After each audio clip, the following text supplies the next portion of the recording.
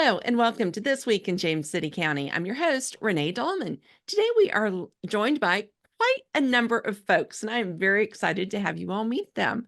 We are joined by, and I'm going to have to read because I have a lot of names and a lot of titles. First, Jared Randall. Jared is the James City County Assistant Fire Marshal. Welcome, Jared. Thanks for having me. Glad to have you. We're also joined by Lauren Tolly. Lauren is a frequent guest on the podcast, and Lauren is the James City County Housing Supervisor. Welcome, Lauren. Hey, Renee. Good morning. Glad to have you. And we're joined by Lyndsay Lopez. Lyndsay is the James City County Homeless Prevention Coordinator. Welcome. Thanks. Hi. Glad to have you.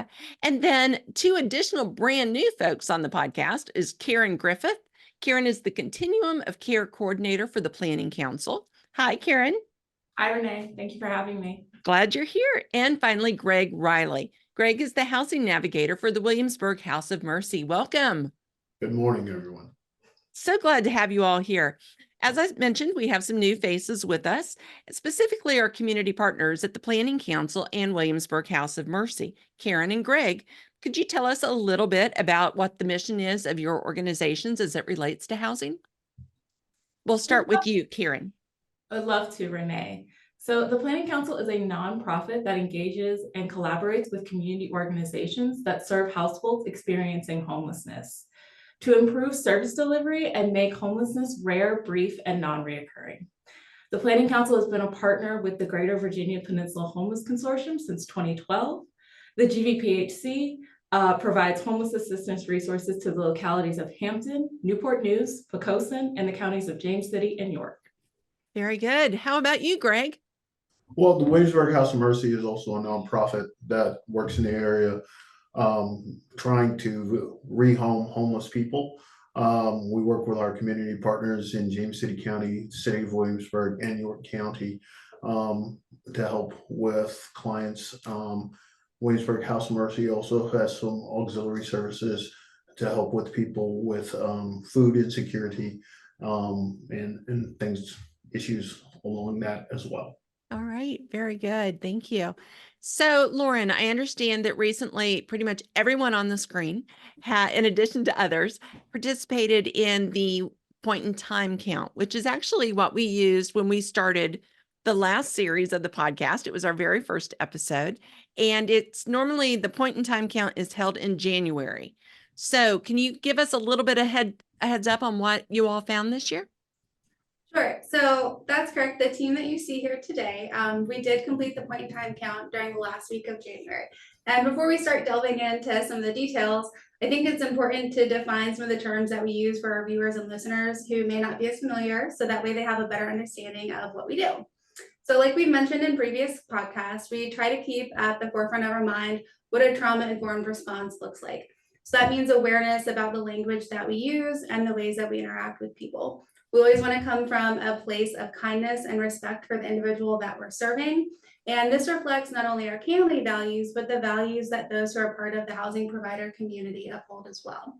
And like Karen shared, the James City County Housing Office is part of the COC, or Continuum of Care. And so Karen, being the COC coordinator, is going to share with you more about our COC.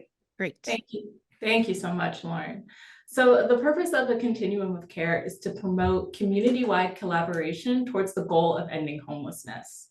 This is done through coordinating services to quickly rehouse individuals and families experiencing homelessness while minimizing the trauma and dislocation caused to individuals and families and communities impacted by homelessness.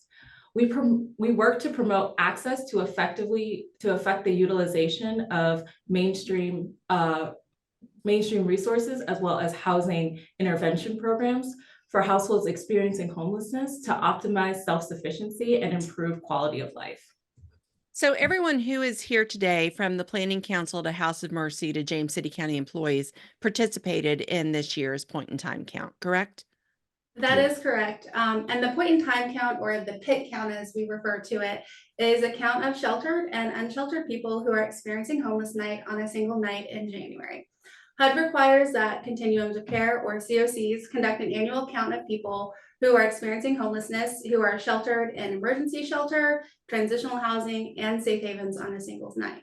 COCs also must conduct a count of unsheltered people who are experiencing homelessness, and each count is planned, coordinated, and carried out locally. So to provide a bit of context about what data is collected for the sheltered and unsheltered count, the GVPHC sheltered count was completed utilizing data collected from emergency shelters and victim service providers, as my colleague Lauren alluded to. The GVPHC coordinated the 2024 unsheltered point in time count by organizing 6 teams comprised of 21 trained volunteers. The areas that the teams are assigned to is determined by the geographic location and catchment area that they serve. The team that was assigned to James City County covered the entirety of the county, as well as Upper York County. There was another team assigned to cover the city of Williamsburg. All 6 teams of volunteers were instructed to survey people experiencing homelessness outside in abandoned buildings, vehicles, and encampments. To incentivize individuals to participate in the survey, people are offered hygiene kits, non-perishable food items, hand warmers, bus passes that all have been donated to the GVPHC by our community partners. I would really be interested in finding out what everybody's experience was on this point in time count. And Jared, because I know that you may have to get up and run at any point in time, we're going to go ahead and start with you. Sure. Yeah, this was my second year participating in the point in time count. Last year, I really wasn't sure what to expect, and I was unaware of really the wide array of services that the Upper Peninsula James City County team is able to offer, in addition to the temporary shelter. That's really what I was expecting. I was expecting to go out and inform people, hey, there's a shelter available. And that was it. And it really wasn't. So much more to it. This year, contact with those that were homeless was drastically reduced from what I saw last year. The citizens that we were able to contact seemed to be accepting to the additional help, and they were already receiving some services provided by Upper Peninsula James City County team. Well, again, Jared, thank you so much for taking time to be on the podcast. I am going to say that again, as an assistant fire marshal, you may have to jump up and run at any point. I hope you can make it through the rest of the podcast, but if not, I hope so. Yeah, us too. So thank you. How about you, Lauren? What were your experiences compared to last year? Sure. So I've completed the point in time count for going on about 10 years in different localities and in different states as well. This was my second year doing it in James City County. And I will say that, like Jared, anecdotally, I think the number of people that we came across was drastically reduced compared to last year. But I can't speak for the shelter count. And I know Karen's going to give some more information about that data later on. I think that it's really important to emphasize that this is a community effort. It's not just the county, but it's really important that our community partners participate and that we educate the community as well. Our housing providers know a lot about the point in time count, but local citizens and constituents don't always know. And I think that education is really the key to helping provide more funding and provide more resources to those who need it and getting it to them as quickly and effectively as possible.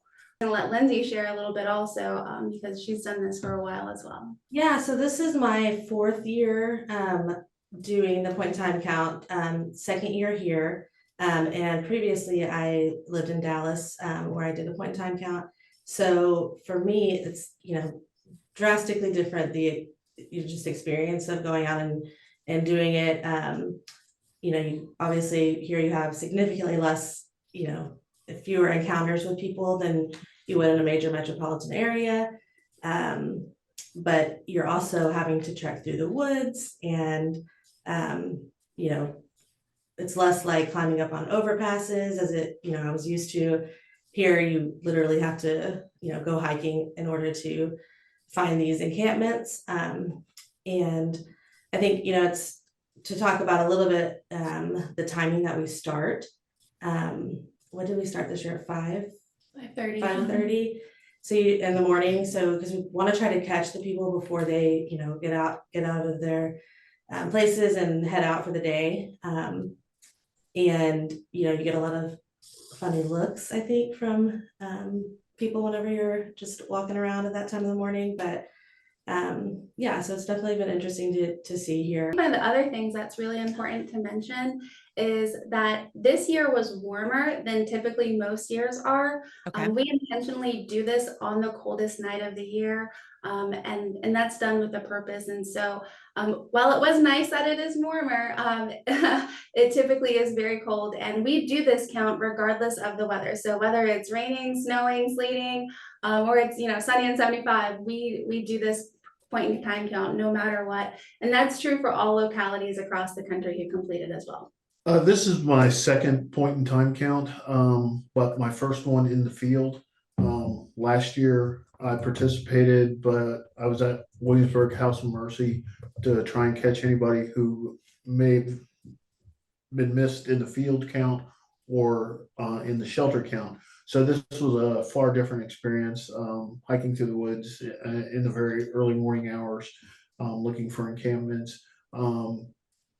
But it was very rewarding when you see people who we had seen at House of Mercy at the day shelter and stuff like that, who are receiving services. And then there was a conversation that we had during the point in time count with Jared. He was asking about a couple of people who were identified last year during the point in time count. And it was kind of rewarding to be able to tell him that those two individuals were housed. That's huge. That's amazing. So Lyndsay, are there any anecdotal pieces of information that you can share with us about the number of individuals surveyed? Yeah, so well, compared to last year, the amount of people we surveyed on the Upper Peninsula and in James City County that were sleeping outside was significantly less. Okay. Can you give us any idea of why that might be? From a provider's perspective, we believe it means that more people are using housing resources and the services that are provided to them, and our programs are working. People who are being served through our shelter and rapid rehousing programs are staying housed, and our prevention program is operating effectively.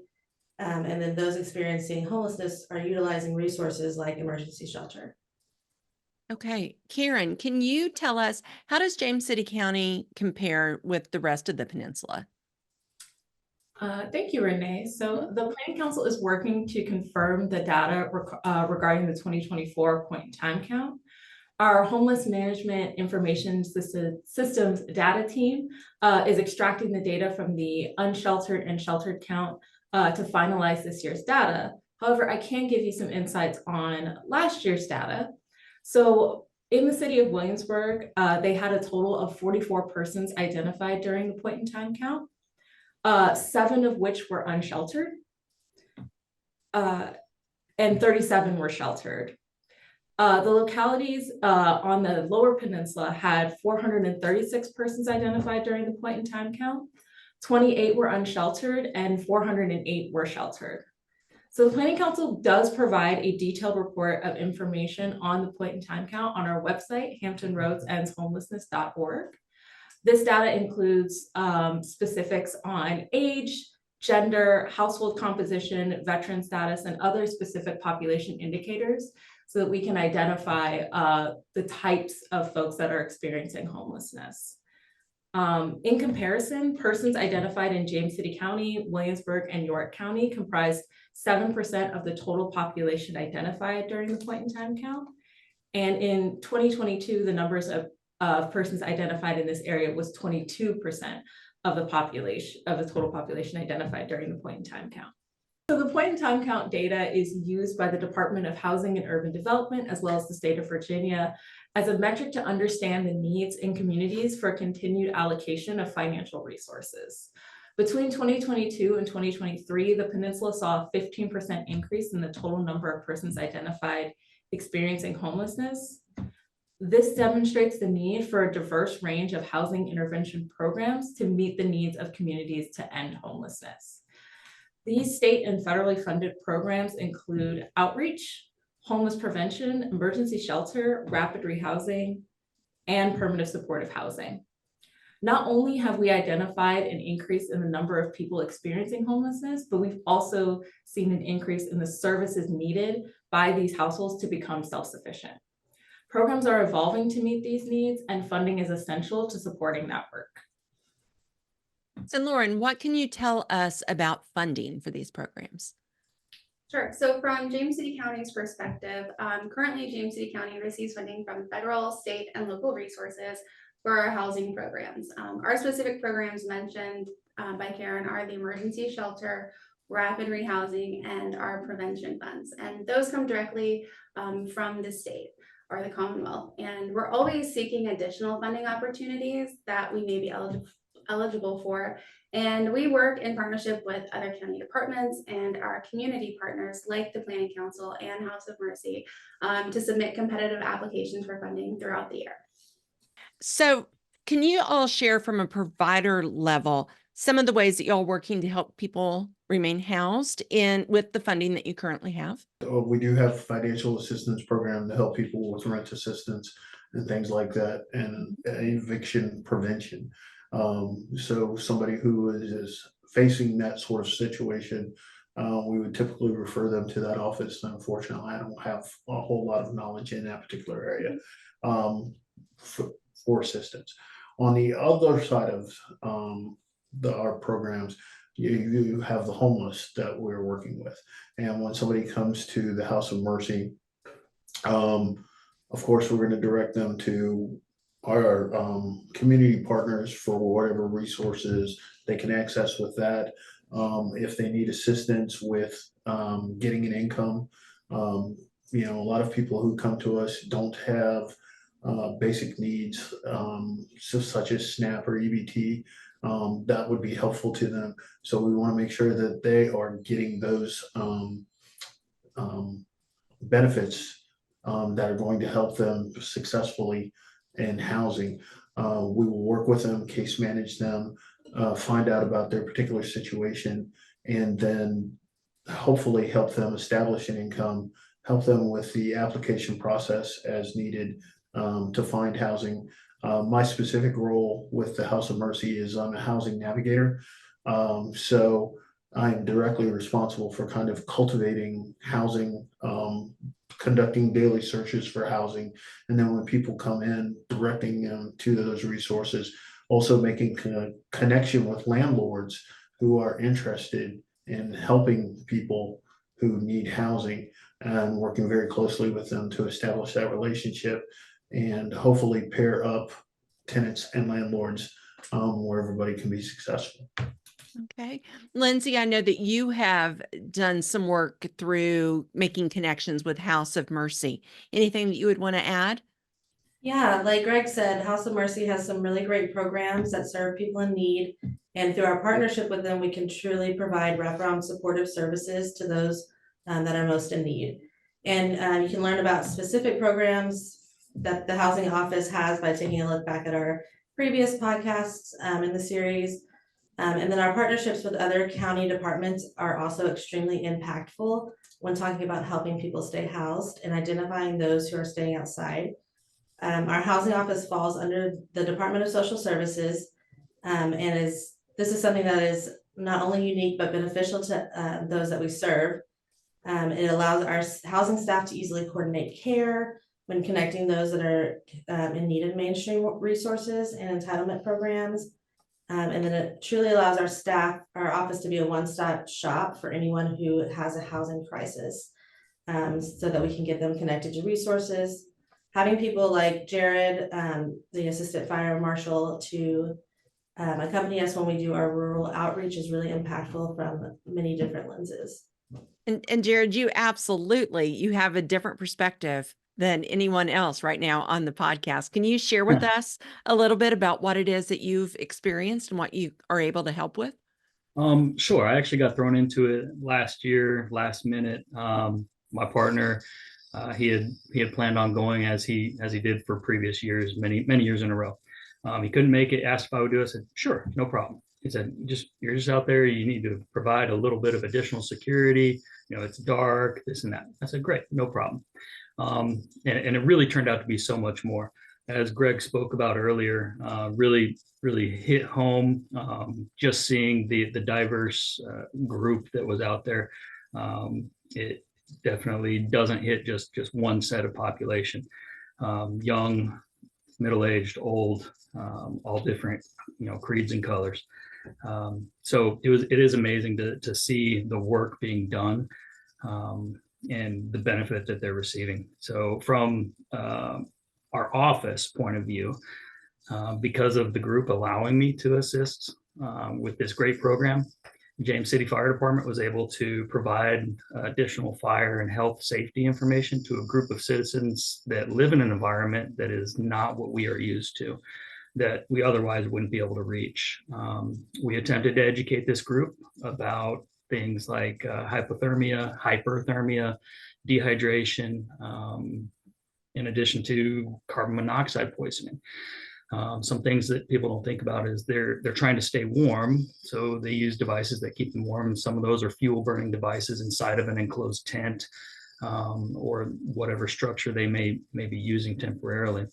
We were able to educate this group about fire safety for those fires that they start for warming, for heating food, and how to keep those fires from spreading to other lands or buildings or anything else like that. And again, with the appliances that they may use inside the temporary home for heat. So this is truly a community and county-wide partnership that you all have. I mean, and it is truly, as you've just said, a lot of experience or examples that could result in life or death. And the fact that you all are able to work out there together to share this information has got to be invaluable to the community. I believe so. So would you agree with that as well, Lyndsay? Yes, I definitely would.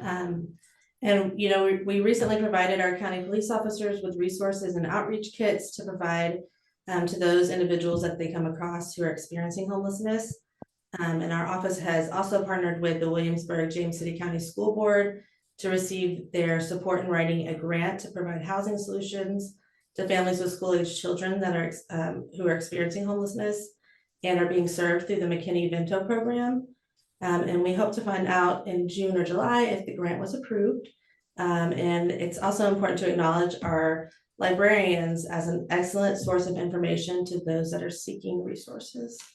I can't say enough about how awesome it is that our county administration, from the top all the way down, is really invested in the well-being of those who live in our county, and not just those who live in traditional homes, but those who are living in not so great circumstances like we've talked about. My experience working in other localities is that not every county or city has officials who are so aware and knowledgeable about what is happening in regards to housing and those who are experiencing homelessness. I've never had a county administrator come out with us. This year we did. We were so lucky for that. And having somebody who is so trauma informed like Jared assist us is really, really, it's refreshing, and we're so grateful for that. We're really lucky to have a proactive administration that prioritizes all citizens who live in the county. And I think that's really just one of the things that continues to make James City County so special. Well, and I, of course, have to echo that. And it's just amazing every time, to realize what collaboration this is, and that this doesn't just happen, that this is outreach that you all have done amongst each other and amongst others in the community. And I just think that it's amazing. Lauren, I know that, that you're not like going on vacation for the next month and a half, that you've got probably a few things on the horizon for the housing office. Can you give us any information? Sure. So throughout the year, like you alluded to, we do work diligently to keep those who we serve housed. And we do this through a lot of partnerships. Like we said, providing wraparound supportive services with our community partners like House of Mercy. And then we also engage our landlords, and our community partners are a humongous part of that. So for example, tomorrow we're having a thank you event for our current landlords who continue to provide housing. To those who are not only served by the housing programs, but also our community partners. And then in April, we have our annual landlord tenant rental fair. And this event is an opportunity for our current landlords, future and prospective landlords, renters, and then community partners to come together and to receive and exchange information.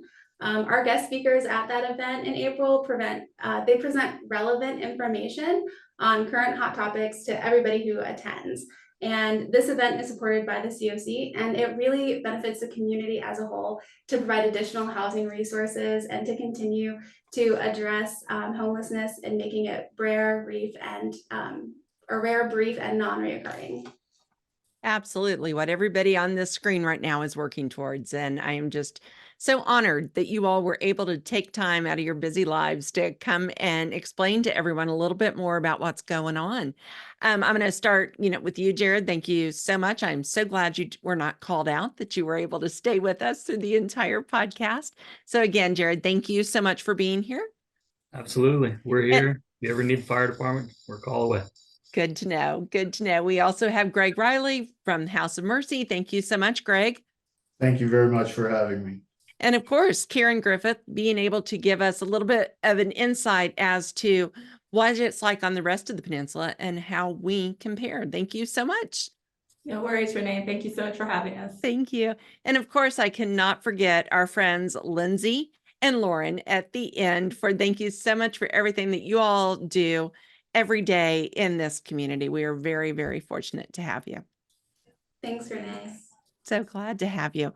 Well, that about wraps up this episode of this episode of This Week in James City County. Thank you so much for tuning in.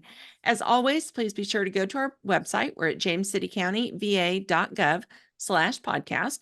And while there, you're going to find all of our episodes as well as a form that you can complete, give us show ideas, comments, questions. If you have any questions about today's episode, you can absolutely send us a message through there, or I'm going to have at the end telephone numbers and ways that you can get in touch with these great folks that are on our screen today. So once again, thank you all so much, and we will talk with you next time. Thanks, Renee.